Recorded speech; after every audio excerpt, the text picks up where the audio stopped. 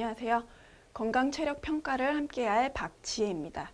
이 과목은요, 먼저 건강 그리고 체력을 각각 평가를 해서요, 건강 체력 평가가 되는 겁니다. 건강은 이제 우리가 체크를 해서 운동을 하면 되는지 또 안 되는지 이런 사람들을 찾아내고 위험 요인을 찾아내고요. 그다음에 체력을 평가해서 어떤 운동을 시켜야 이 사람에게 좋은지 이런 것들에 대해서 알아보는 과목입니다. 그래서 우리 건강운동관리사에게 꼭 필요한 과목이다라고 할 수가 있겠습니다.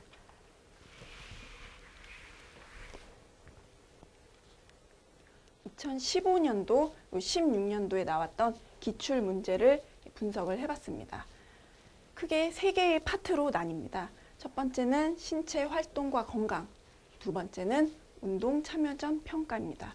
세 번째는 체력 검사와 평가, 이렇게 나뉩니다. 신체 활동과 건강 파트에서는요, 먼저 1장 신체 활동의 이점 및 위험 요인입니다. 우리가 신체 활동을 하거나 운동을 했을 때에 어떤 좋은 점이 있는지에 대한 설명이 나오고요. 그다음에 위험 요인들에는 어떤 것들이 있는지, 또 어떤 사고가 있는지에 대해서 나옵니다. 질환에 관련된 문제가 한 문제 나왔었고요. 그리고 운동 효과에 대한 문제 하나, 이렇게 두 문제가 나왔었습니다. 16년도에는요, 효과 또 나왔었죠. 두 문제가 나왔고, 심장 사고에 대한 문제가 한 문제 나왔습니다. 이 장에서 제일 중요한 거는 이제 효과 부분입니다. 이 장에서는요, 신체 활동을 하면은 이 만성 질환과 어떠한 관계가 있는지에 대한 설명입니다. 15년도에는 관상 동맥 질환에 대한 문제 하나, 그리고 16년도에는 운동하면 건강과 어떤 관계가 있는지에 대한 질문 하나, 이렇게 나왔습니다. 1장에 비하면 2장이 비중이 좀 낮은데요. 그래도 한 문제씩은 꼭 나온다는 거 잊지 마시길 바랍니다. 두 번째 파트에서는요, 운동 참여 전에 건강검진 어떤 것들을 하는지, 그리고 위험 분류를 어떻게 하는지에 대한 설명이 나옵니다. 이 위험 분류는 굉장히 중요합니다. 15년도에도 두 문제가 나왔었고요. 16년도에도 이렇게 나왔었습니다. 또 사전검사 항목으로는 어떠한 것들이 있는지에 대한 질문 하나, 그리고 파큐라고 하는 설문지에 대한 질문 하나, 이렇게 나왔었습니다. 그래서 5문제가 나왔었네요. 점점 이제 비중이 높아지고 있습니다. 운동 참여 전 평가에서는요, 이학적인 요소, 그다음에 의학적인 요소, 금기사항이 어떤 것들이 있는지에 대한 것들이에요. 15년도에는 정직하게 다 나왔어요. 이학적 문제 하나, 의학적인 문제 3개, 또 이 금기사항에 대한 문제입니다. 16년도에는요, 이 검사하는 방법들에 대한 문제 하나, 그다음에 병력 요소에 관한 거 하나, 이렇게 나왔습니다. 여기는 7문제, 점점 높아지고 있습니다. 이제 챕터 3은요, 이 과목의 꽃이라고 할 수 있어요. 문제 숫자만 봐도 알 수 있듯이요, 반 이상이 넘어갑니다.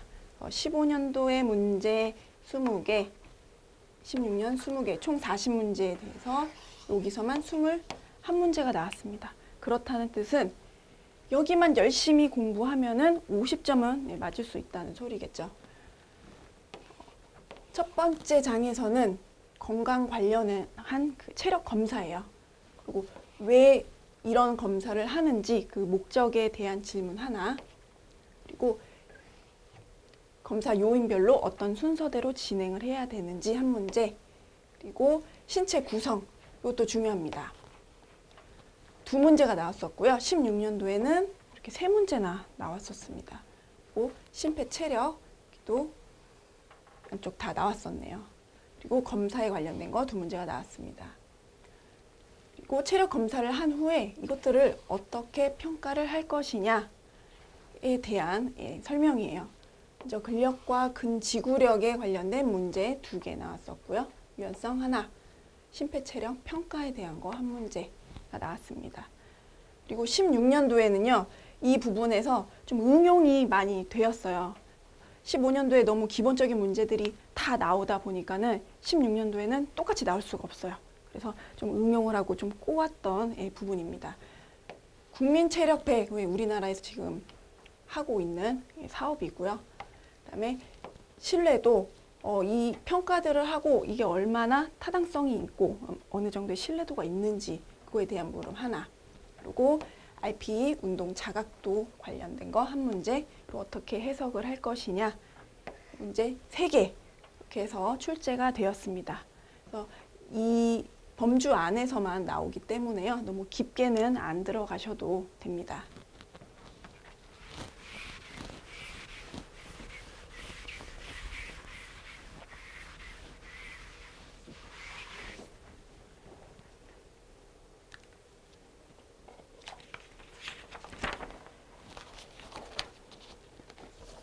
그럼 이제 신체 활동과 건강 첫 번째 파트부터 공부를 해보겠습니다.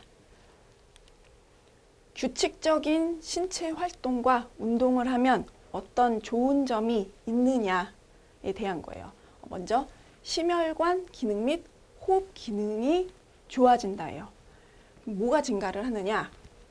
저는 최대 산소 섭취량이 증가를 한다.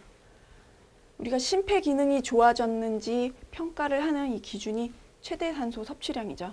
이게 크다 그러면 심폐 능력이 좋다라고 하고요. 최대 산소 섭취량이 낮다 그러면 이 사람 심폐 기능이 낮다고 평가를 합니다. 그리고 모세혈관의 밀도인데요. 어느 부분에 골격근입니다. 우리 근육이 많이 생기잖아요. 그러면은 근육 쪽으로 혈액이 많이 필요해요. 그래서 모세혈관의 밀도가 증가를 하게 됩니다. 혈액 내 적산 축적에 대한 운동 역치가 증가를 합니다. 운동 역치가 증가한다는 것은요.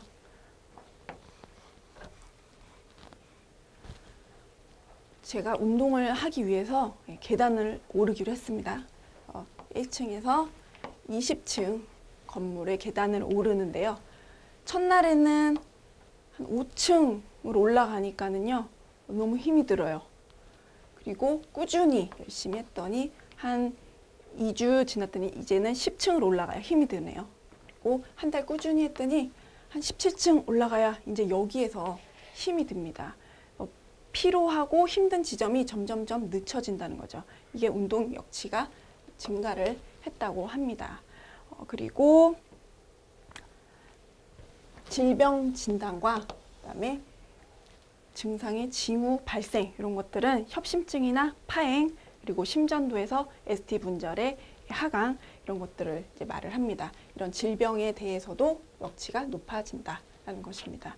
그리고 또 증가하는 것은 1회 박출량, 최대 심박출량이에요. 심장의 기능이 좋아지면은 한 번에 나갈 수 있는 그 혈액의 양도 많아지게 됩니다. 그래서 박출량, 심박출량이 늘어납니다.